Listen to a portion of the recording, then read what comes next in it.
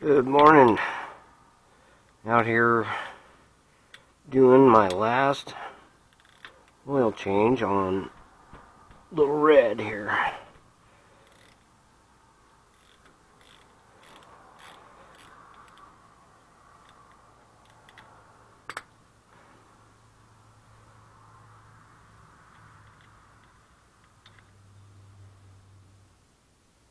Good. I always check the rear end transfer case. Nothing worse than not doing maintenance and getting stranded on the route with a Jeep full of mail.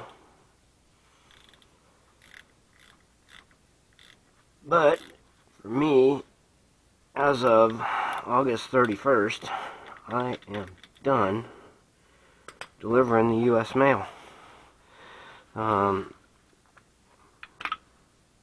It's too early for me to retire, so I'm going to have to find something else to do. But I can no longer do what the customers and the company wants of me. So I got to step down.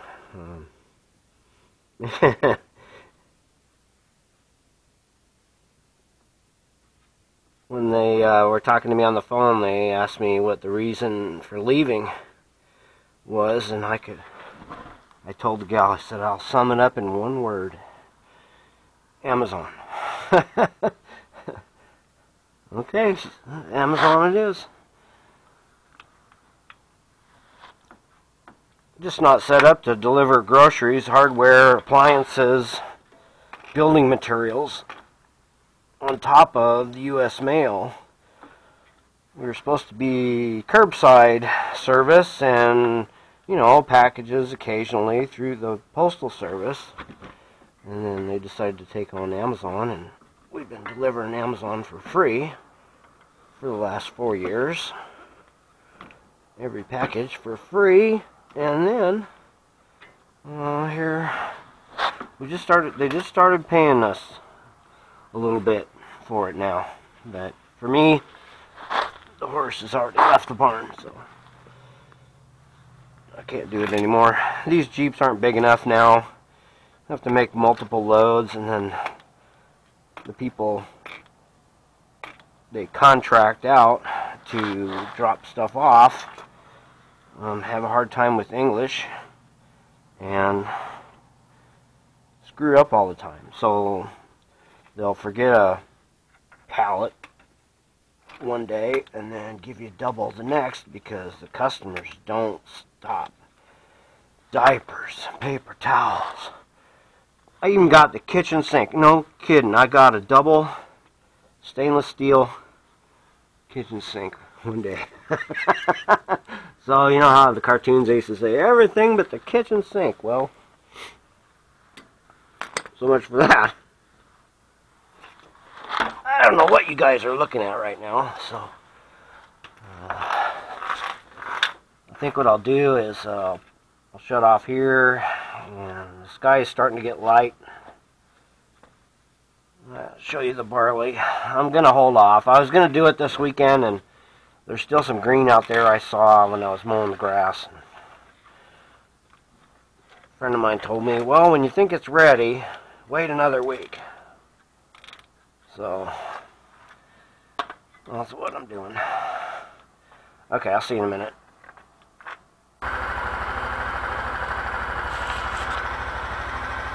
Alright, well, there's the barley. Let's go take a look, see what we're looking at. It's definitely not as clean as I wanted. But I was saying I was a little late on spraying weeds. There's some thistle, and I don't know the names of my weeds. Grasshopper season has begun. I don't think we've had any rain for, probably, at least a month now.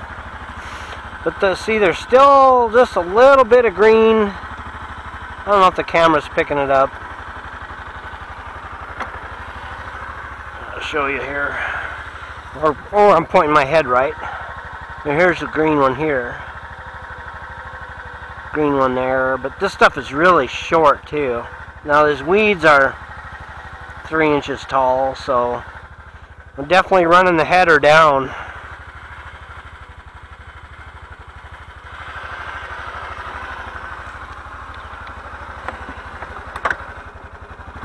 Of course, I got volunteer oats from 2 years ago.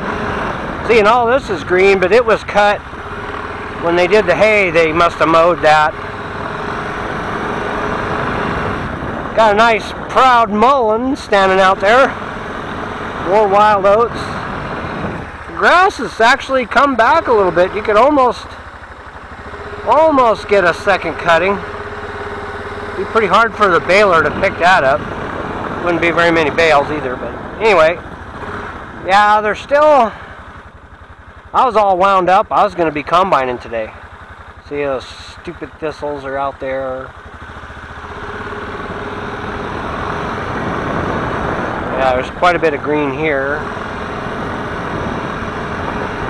This corner of the field was really good for... Whoa, hey, look who I scared up. Hey, buddy. Rudy. Sorry, buddy. Anyway, the oats are still kind of green.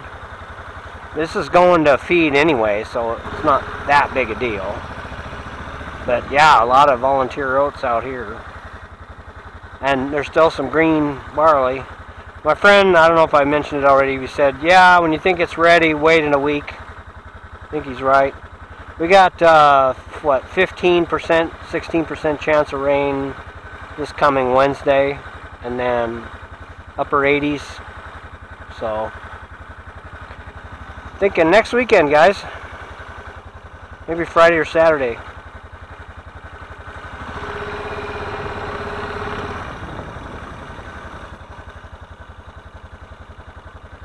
Yeah, so there's quite a bit of green still out here. So no, not yet.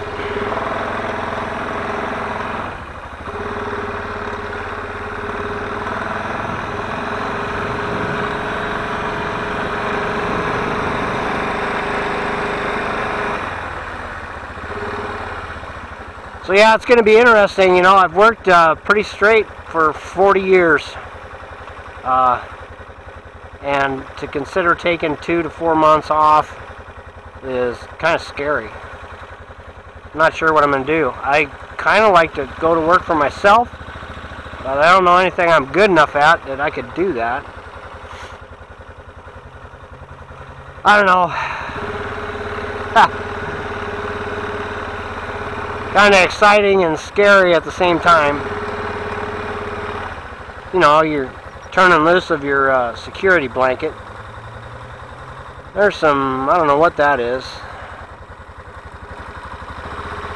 Yeah, we'll definitely be running the header low to the ground out here. It's pretty short. Maybe a foot tall is all. Some of them. Okay, well, I'm ready. I think the combine's ready. I'll show you that here next. Okay, here's my flat chain to pulley conversion. Now the thing that's tricky here is this is the adjustment for the main drive right here. So you got to pull up on this and then tighten the bolt, which makes this tighter. I should have maybe got 1 inch longer belt. This is a 122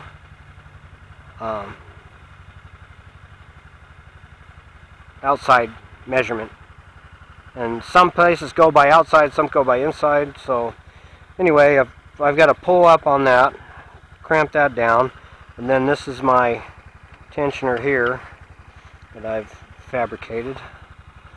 This is a pulley off a lawnmower and got a long bushing in between in this bolt, inside this bolt here, and a jam nut for this. I got to tighten all this up yet, but I think it's going to work. Okay, so the pulley ratio, there was an old, I made a video on it, an old Massey Harris combine that I walked around one day. The guy let me, he said I could have anything I wanted. I could take the whole machine if I wanted, but you can't save them all. Anyway, this was the drive pulley, and this was the main pulley off the reel of it. So I'm hoping the ratio is pretty close to where I want to be. So I've yet to find that out because I've got to tighten all this up. Everything's ready to go. So I just need to fire up and watch and see what this does. Grease everything. Get my sacks and my John Deere out. So yeah. Hopefully, if everything works, we'll have a combine video. That's the goal. Alright guys, thanks for watching. Have a good one.